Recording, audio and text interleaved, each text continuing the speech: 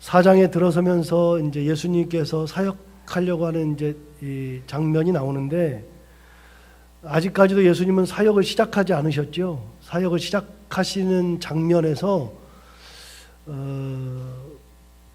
뭘 먼저 하시냐면, 첫 번째는 어제 봤던 세례를 받으셨던 장면, 두 번째 장면은 시험을 먼저 받으시는 장면. 내가 먼저 뭘 하기 전에 세례를 먼저 받고 시험을 받아서 그 시험을 이겨내는 그 능력으로 사역 현장에 가시는 거죠. 어느 날 갑자기 사역부터 빡 시작하는 게 아니고요, 준비되어서 가는 거예요. 세례 받는 장면은 어제 설명을 했으니까 넘어가고, 오늘은 이제 시험을 이기는 장면인데, 세 가지의 시험. 이건 뭐 다 아니까요. 다 아니까 간단히 뭐 그 얘기만 하면 되는 건데, 시험을 받는 장면에 대해서 설명할 때 성경은 뭐라고 설명하냐면, 1절을 보시면 이렇게 됐어요. 그때 예수께서 성령에게 이끌려 마귀에게 시험을 받으러 광야로 가셨다 되어 있잖아요. 그러니까 시험을 받을 때 예수께서 시험을 내가 받아야지가 아니고, 어떤 잘못을 해서 시험을 받은 게 아니라 여기는 성령에게 이끌렸다라고 얘기하고 있잖아요. 성령이 주신 시험이에요. 이 시험은 반드시 넘어야 되는 시험이에요. 성령께서 예비한 시험. 그걸 건너가야 다음이 있는 그런 시험. 그러니까 시험도 이제 나중에 그 야고보서에 보면 시험이 뭔지에 대해서 야고보가 얘기했기 때문에, 야고보서에서는 제가 시험의 종류와 뭐 이런 거를 설명을 할 거예요. 그런데 시험을 받는 것 중에 가장 큰 거는 내가 욕심에 이끌려서 시험 받는 게 있어요. 저거는 내가 시험거리도 아닌데 내가 욕심에 이끌려요. 그래가지고서 거기에 관심을 자꾸만 가지고 그걸 가지려고 하다 보니까 나도 모르게 시험에 빠지는 경우가 있죠. 내가 스스로. 저거는 아무것도 아니에요. 내가 그냥 눈만 거기에서 거두면 돼. 그런데 왠지 눈이 자꾸만 가다 보니까 거기에 시험에 빠져. 예를 들어서 뭐 젊은 아이들도 그렇고 나이 든 사람도 그렇지만, 여자를 보다가 시험에 빠지는 경우, 아무런 문제가 안 되는데 보다가 시험에 빠지는 경우, 돈을 가지고서 시험에 빠지는 경우, 공부하는 아이들은 컨닝하는 그런 자기도 모르게 점수를 잘 받아야겠다는 생각에 시험에 빠지는 경우, 그러니까 그건 다 자기 욕심에 끌려 미혹된다. 이게 이제 야고보서에 나오는 얘기거든요. 또 하나의 시험이 있어요. 야고보서에 또 하나 나와요. 그거는 하나님이 주시는 시험이에요. 시험. 근데 시험은 야고보서에 의하면 둘로 나뉘는데, 시험과 유혹으로 바뀌어요. 첫 번째 제가 아까 말씀드렸던 건 시험이 아니라 유혹이라고요. 유혹. 그런데 하나님이 주시는 것은 시험이에요. 오늘 그게 시험이에요. 이걸 반드시 통과해야 그 다음번이 있어요. 그러니까 예수님께서 성령에 이끌려서 시험을 받으셨다. 이거는 반드시 통과해야 된다. 세 가지 시험. 그런데 그 시험이 언제 왔냐도 나와 있어요. 언제 왔어요? 2절에 보시면 40일을 밤낮으로 금식하신 후에 줄이셨죠. 그러니까 시험이 처음부터 찾아온 게 아니라 40일을 금식하고 나서 시험 받기 딱 좋은 때, 유혹되기 딱 좋을 때 시험이 오는 거예요. 예를 들어서 이거예요. 내가 돈이 무진장이 많아. 돈이 무진장이 많은데 누가 1,000원으로 날 시험한다. 그럼 넘어가요? 여러분은 1,000원에 넘어가요? 안 넘어가죠? 근데 저는 한 10억 정도면 넘어갈 수도 있어요. 저는 가진 게 없기 때문에 1억도 넘어가는데, 10억 그러면 넘어가고 100억 그러면 나는 영혼이라도 팔지도 몰라요. 크면 넘어가잖아요. 근데 내가 가졌는데 500원, 1,000원 그러면 그걸 넘어가요? 여러분 500원이나 1,000원에 막 그러면서 시험에 넘어가요? 안 넘어가잖아요. 이게 뭐예요? 예수님께서 40일 동안 금식했기 때문에 넘어갈 수밖에 없는 그런 환경, 그렇게 됐단 말이에요. 누가 시험에 넘어가느냐? 그럴 환경에 처한 사람들. 먹을 것이 없으니, 당장 먹을 것이 없으니 길거리 지나가다가 가게를 딱 봤는데 거기 먹을 것이 있으니까 싹 들어가서 훔치고 싶은 마음 생기는 거예요. 그때 시험이 임했어요. 자, 세 가지 시험이 임하는데, 뭐 세 가지 시험에 대해서는 그냥 대충 얘기하면 될 것 같아요. 첫 번째 시험은 3절에 나오죠. 시험하는 자가 예수께 나와서 이르되 내가 만일 하나님의 아들이거든 명하여 이 돌들로 떡덩이가 되게 하라. 그러니까 40일을 굶주렸기 때문에 먹는 걸로 유혹하는 거죠. 먹고 사는 문제. 그러니까 지금으로 말하면 당시로는 예수님이 먹는 문제로 유혹을 받았지만 우리로 따지면 먹고 사는 문제예요. 먹고 사는 문제. 그런데 그 시험을 이기는 방법을 예수님이 설명해 주셨어요. 4절을 보세요. 예수께서 대답하여 이르시되 기록되었으되 사람이 떡으로만 살 것이 아니요 하나님의 입으로부터 나오는 모든 말씀으로 살 것이라 하였느니라. 자, 예수님이 뭘로 이겼어요? 말씀으로 이겼죠. 시험이 왔을 때 이기는 방법은 말씀이에요. 말씀. 죄를 짓지 않는 방법이 크게 두 가지라 그랬죠. 죄를 짓지 않는 방법이 하나는 내 의지로 내가 죄를 짓지 말아야지. 죄 지으면 큰일 나. 죄 지으면 안 돼. 그래서 내가 죄를 멀리 하는 경우 있어요. 그것도 있다 그랬죠. 그런데 두 번째 방법이 있다 그랬죠. 뭘로 이겨요? 뭘로 죄를 안 져요? 은혜를 채우면 된다 그랬잖아요. 은혜가, 말씀에 은혜가 쫙 있으면 죄가 보이지도 않아요. 이게 유혹거리도 안 돼. 은혜가 있을 때는 아무것도 아니에요. 예수 그리스도께서 내 안에 딱 계실 때는 유혹거리가 와도 유혹이 안 돼요. 그래서 죄를 짓지 않는 방법은요, 내가 짓지 말아야지라는 것도 있지만 더 중요한 거는 하나님의 은혜를 내 안에 채우고 있으면, 은혜가 내 안에 있으면 절대로 죄 지을 일이 없어요. 예수님이 마귀랑 싸우지 않았어요. 언쟁 높이고 싸우지 않았어요. 너 거길 회피하지도 않았어요. 회피하지도 않고 뭘로 했느냐? 말씀으로 이겼어요. 말씀으로. 우리가 모든 세상 살아가면서 가지고 있는 모든 문제를 이기는 방법은 말씀으로 이기는 거예요. 말씀으로. 자, 두 번째. 5절 보시면 이에 마귀가 예수를 거룩한 성으로 데려다가 성전 꼭대기에 세우고 이르되 내가 만일 하나님의 아들이거든 뛰어내리라. 기록되었으되 그가 너를 위하여 그의 사자들을 명하시리니 그들이 손으로 너를 받들어 발이 돌에 부딪히지 않게 하리로다 하였느니라. 두 번째 시험은 참 재밌어요. 성전 높은 데서 뛰어내리래요. 과시욕이죠. 과시욕. 네가 할 수 있다는 것을 한번 보여봐라. 과시욕이죠. 뛰어내리라고만 했으면 뭐 쉬워요. 그런데 잠깐 보세요. 사단 마귀도 유혹할 때 뭘로 유혹하죠? 5절부터 다시 읽어요. 뭘로 유혹하냐면 이렇게 유혹했어요. 5절 이에 마귀가 예수를 거룩한 성으로 데려다가 성전 꼭대기에 세우고 이르되 내가 만일 하나님의 아들이거든 뛰어내리라. 기록되었으되 그가 너를 위하여 그의 사자들을 명하시니. 이렇게 쭉 벌라벌라 나왔어요. 여러분, 마귀가 뭘로 유혹해요? 말씀으로 유혹하죠. 예수님이 말씀으로 응답하니까 다른 말씀으로 유혹을 해요. 근데 그 말씀으로 유혹하는 것이 말씀으로 하니까 맞네 이럴 수 있어요. 여러분, 그래서 예수 잘 믿는 사람들이 넘어가는 것은 어디에 넘어가냐면요, 뜬금없는 거에 넘어가는 것이 아니라 말씀으로 유혹할 때 넘어가는 경우 굉장히 많아요. 누가 그래요? 신천지가 그래요. 신천지는 예수 믿는 사람들을 유혹할 때 뭘로 유혹해요? 말씀으로 유혹해요. 동일한 말씀인데 같은 건데 같은 거 있는데 그 중에서 하나를 끄집어내 가지고서 말씀으로 유혹하죠. 말씀으로. 그런데 그 유혹을 이겨내는 방법도 역시 말씀이에요. 7절 보세요. 7절 보시면 예수께서 이르시되 또 기록되었으되 주 너의 하나님을 시험하지 말라 하였느니라. 그래서 말씀으로 이겨내죠. 세 번째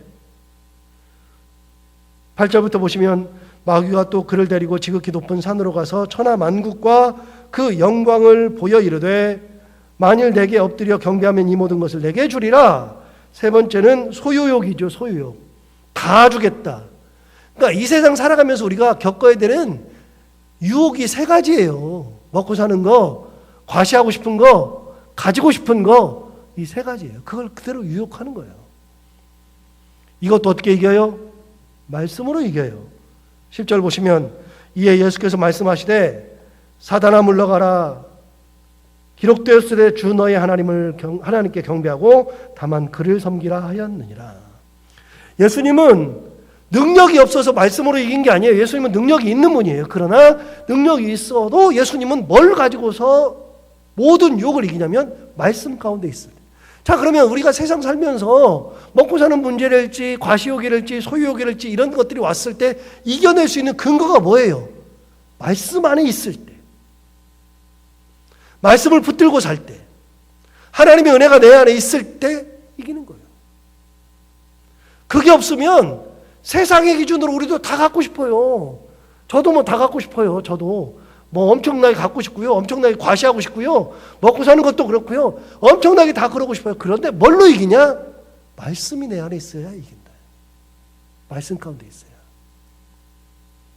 세상 것을 볼 필요도 없다. 그렇게 해서 안 보는 게 아니에요. 아이들 보고 너 그거 관심도 갖지 마. 그런다고 안 갖는 게 아니에요. 아이들이 어떻게 하면 안 갖냐면 하나님의 은혜가 그 아이들 안에 있어야, 아이들 안에 있어야, 우리 자녀들 안에 있어야 그걸 이겨낼 수 있는 힘이 있는 거예요. 내 힘으로 이기는 게 아니라 하나님의 힘으로 이기는 거예요. 말씀을 붙들고 있어요. 자, 그렇게 했더니 어떤 일이 벌어지느냐? 11절. 이에 마귀는 예수를 떠나고 천사들이 나와서 수종드니라. 시험을 이겨내면 마귀가 떠나요. 더 이상 붙어 있을 수가 없어, 우리 가운데. 우리를 아무리 욕해도 우리가 말씀으로 딱 서 있으면 사탄 마귀가 우리한테 이기려고 할 수가 없어요. 우리한테 가까이 올 수 없어요. 다 떠나가고. 누가 수종된다고요? 천사들이 수종들었다.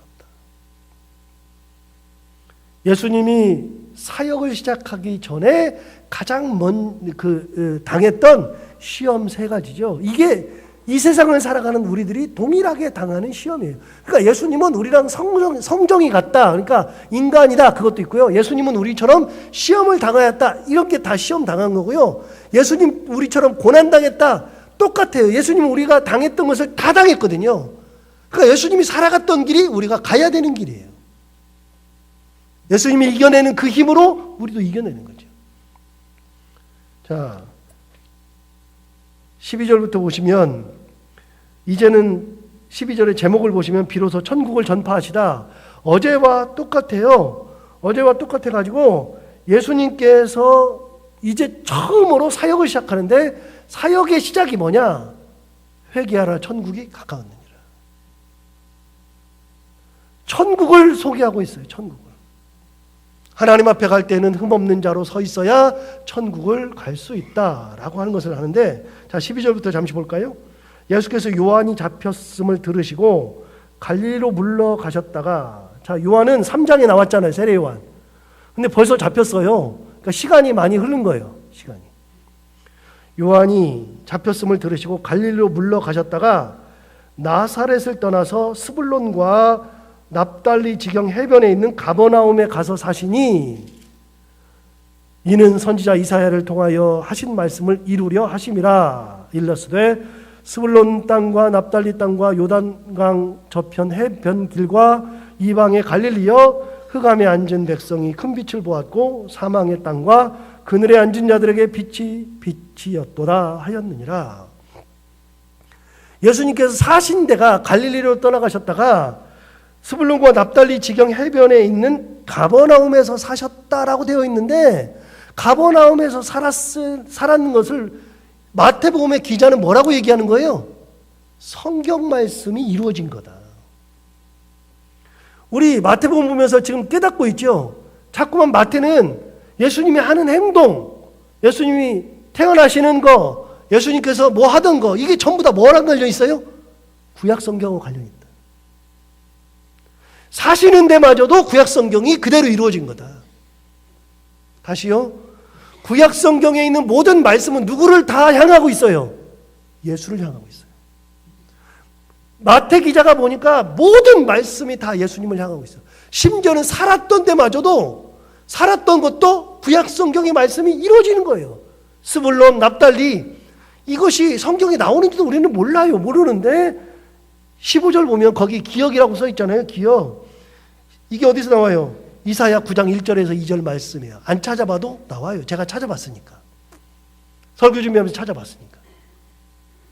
그러니까 스불론 땅과 납달리 땅과 요단강 저편 해변길과 이방인의 갈릴리여 흑암에 앉은 백성이 큰 빛을 보았고 사망의 땅과 그늘에 앉은 자들에게 빛이 비쳤다. 예수님은 빛이기 때문에 그곳에 딱 갔는데 여기는 사망의 길이야. 빛이 없었어. 그런데 예수님이 딱 가는 순간에 빛이 비쳤다. 모든 게 다 예수 그리스도예요. 모든 게 다. 하나부터 열까지. 그래서 그 말씀이 이루어진 거예요. 말씀이. 그리고 그 말씀대로 세례 요한이 했던 것처럼 첫 번째 말이 뭐냐면 회개하라 천국이 가까웠느니라. 자, 이제 17절부터 볼까요? 18절. 18절부터 보시면 제자들을 부르시는 장면이 나오는데 4명의 제자를 부릅니다. 18절부터 보시면 갈릴리 해변에 다니시다가 두 형제 곧 베드로라 하는 시몬과 그의 형제 안드레가 바다에 금을 던지는 것을 보시니 그들은 어부라. 말씀하시되 나를 따라오라. 내가 너희를 사람을 낚는 어부가 되게 하리라 하시니 그들이 곧 그물을 버려두고 예수를 따르니라. 자, 18절 뒤쪽을 보세요. 뒤쪽을 보시면 바다에 금을 던지는 것을 보시니 그들은 어부라. 어부기 때문에 뭘 던졌어요? 금을 던졌어요. 그런데 나를 따르라 그러니까 20절에 뭐라 그러냐면 그들이 곧 그물을 어떻게 했어요? 버려두고 예수를 따랐어요. 자, 금을 던지는 어부한테 나를 따르라 그랬더니 자기 생업인 그물을 버려두고 예수를 따랐어.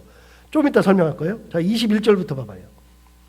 거기서 더 가시다가 다른 두 형제 곧 세베대의 아들 야고보와 그의 형제 요한이 그의 아버지 세베대와 함께 배에서 금을 깁는 것을 보시고 부르시니, 자, 이제는 사도 요한과 야고보와 사도 요한이 아버지와 함께 배에서 그물을 깁고 있었어. 아버지, 배, 그물. 그런데 나를 따르라고 하시니까, 부르시니까 22절에 어떻게 되냐? 그들이 곧 뭐와 배와 또 아버지를 버려두고 예수를 따르니라.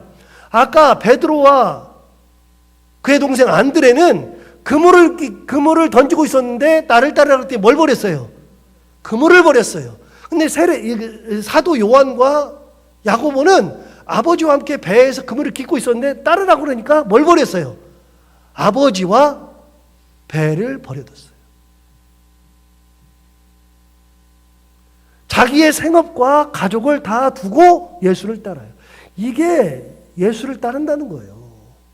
그러면 직접 버리라는 것이 아니라 그렇게 세상에 있는 것들을 다 놔두고 예수를 따를 만큼 예수 그리스도를 따르는 것이 이들에게는 굉장히 중요했던 것이고, 우리도 예수 그리스도를 따를 때에는 세상의 것들을 이렇게 따라다니는 것이 아니라 세상의 것들은 두고 예수를 따라야 되는 거예요. 다 버려두고, 좀 더 버려두고. 방향을 바꾸는 거예요. 어떤 방향을 바꾸느냐? 그물을 던지던 방향에서 예수를 따르는 방향으로. 배에 있던 데서 배를 버려두고 어디로 방향을 바꿨어요? 예수를 향해서 방향을 바꾸는 거예요. 그러니까 내가 죽으라는 게 아니라 삶의 방향이 바뀐 거예요. 삶의 방향이. 예수님을 따른다는 것은 삶의 방향이 바뀌는 거예요. 어떤 방향이? 세상을 따르던 내가 세상을 놔두고 어디로 가요? 예수님으로 방향이 바뀌는 거예요.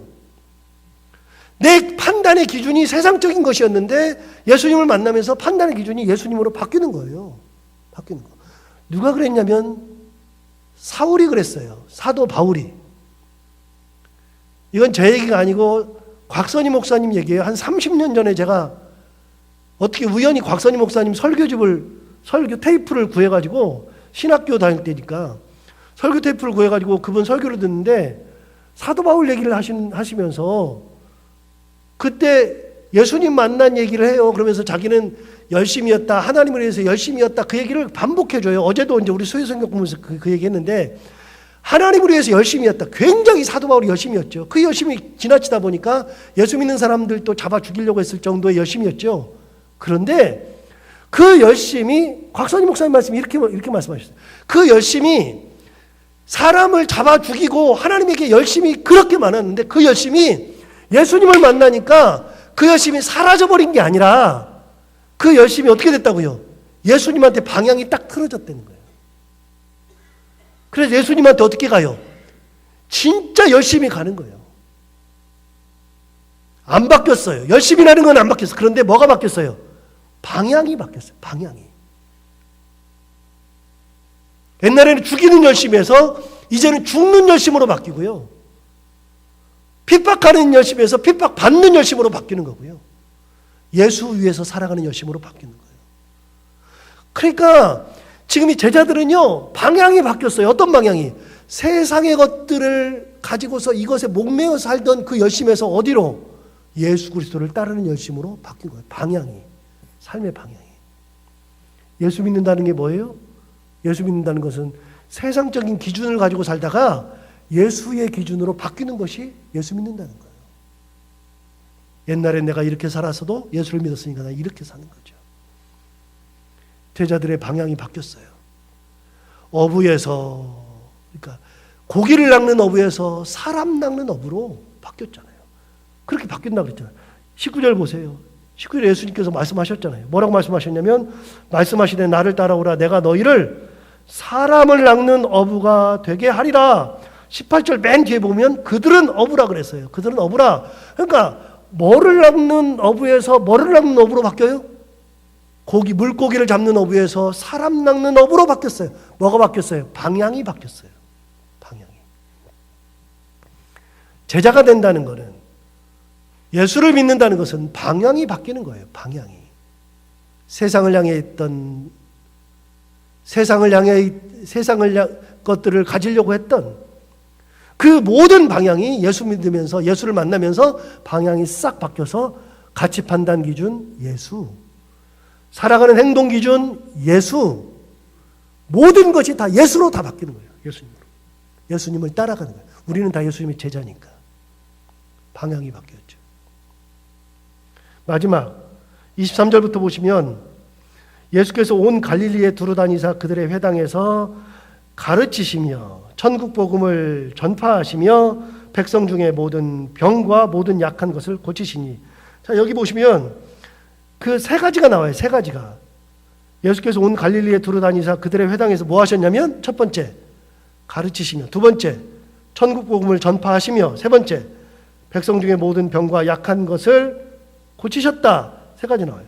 그래서 예수님의 3대 사역이에요. 이거를 예수님의 3대 사역이라고 그래요. 가르침의 사역, 천국 복음 전파의 사역, 병자 고침의 사역. 이거는 알아두면 좋아요. 예수님은 3대 사역을 하셨어요. 3대 사역. 가르침 사역, 복음 전파 사역, 그리고 병 고침 사역. 평생 하신 게 이거예요. 평생 하신 게. 그랬더니 24절 보세요. 재밌는 게 나와요. 그의 소문이 수리아에 퍼진지라. 사람들이 모든 앓는 자, 곧 각종 병에 걸려서 고통당하는 자, 귀신 들린 자, 간질하는 자, 중풍병자들을 데려오니 그들을 고치셨다. 자, 예수님의 3대 사역이 뭐라고요? 가르치심, 복음 전파, 병 고침, 그 세 번째 사역을 하신 거예요. 그런데 온 사람들을 다 고쳐줬어요. 어디서부터? 수리아에서 온 사람들, 뭐 이런저런 병이 걸린 사람. 그런데 25절 보세요. 갈릴리와 데가볼리와 예루살렘과 유대와 요단강 건너편에서 수많은 무리가 따르니라. 그러니까 수많은 무리가 다 왔어요. 예수님한테. 뭐하러 왔어요? 이분들은 다 병고침 받으려고 온 거예요. 병고침 받으려고. 나중에 설교하겠지만 예수님은 이 사람들을 거부한 적이 한 번도 없어요. 다 고쳐주세요. 전부 다. 그게 예수님이죠. 우리는 예수를 따라가는 사람들이에요. 예수님을 따르는 사람들. 그러므로 예수님께서 시험을 이기시는 방법이 우리가 살아가는 방법이에요. 어떻게 이겨내느냐? 예수님이 세상을 살아가면서 시험을 이기는 것은 말씀으로 이기셨듯이 우리도 말씀으로 이겨내고요. 예수님이 제자를 불러서 제자들의 삶의 방향이 바뀌고 가치 판단의 방향이 예수 그리스도께 방향이 바뀐 것처럼 우리도 세상을 살아가면서 세상의 기준을 두고 세상을 따라가면서 사는 것이 아니라 예수를 향해서 방향이 바뀌어 가는 것이 바로 예수를 믿는 거다. 오늘 이 말씀이 우리의 삶의 힘이 되고 예수님을 그렇게 따라간 귀한 은혜의 삶을 살아갈 수 있기를 바랍니다. 기도하겠습니다. 하나님 아버지, 오늘도 예수님의 시험 당하심과 첫 번째 사역과 제자를 부르시는 그런 장면을 통해서 은혜를 나누게 해주셔서 감사합니다. 하나님 아버지, 예수님께서도 얼마나 배가 고프셨을까.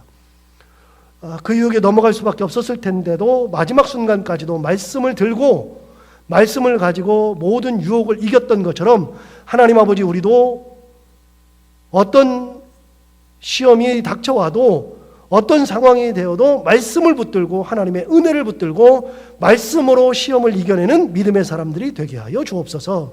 제자들이 세상을 향해서 살아가다가 그 모든 것을 다 놔두고 예수를 따랐던 것처럼 하나님 아버지, 우리도 세상적인 기준을 다 버리고 세상적인 판단 기준, 그 다음에 가치 기준, 그리고 행동 기준을 다 버리고 오로지 예수님을 향해서 방향을 들고 예수님 앞으로 향해 나갈 수 있는 믿음의 사람들이 되게 하여 주옵소서. 하나님 아버지, 내 뜻대로 살아가면 세상에서 가지고 싶은 것 많고 그러다 보면 시험 드는 일이 너무나도 많습니다. 하나님 아버지, 내 뜻을 다 버리게 하시고 예수 그리스도를 채우고 하나님의 은혜를 채우며 살아가는 저희들이 되게 하여 주옵소서. 하나님 아버지, 이 새벽에 우리 장영순 권사님 기쁨으로 감사 헌금을 드립니다. 하나님 아버지, 사랑하는 딸이 이 귀한 예물을 준비하는 순간부터 얼마나 기뻤을까요? 하나님 앞에 드리고 싶은 마음에 얼마나 감사했을까요?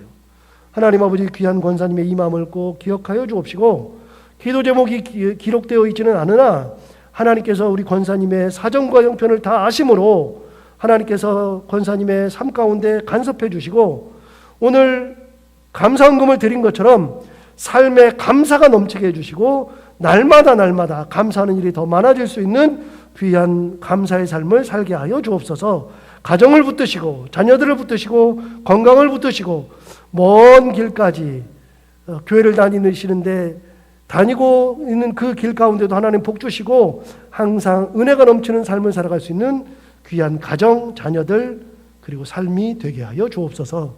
하나님 아버지, 오늘도 하루를 살아갈 때 오늘 이 말씀을 기억하며 살게 하여 주옵시고 해야 되는 것들 기쁨으로 감당하고 만난 이들과 함께 웃고 행복한 하루가 되게 하여 주옵소서. 예수님 이름으로 기도하옵나이다. 아멘.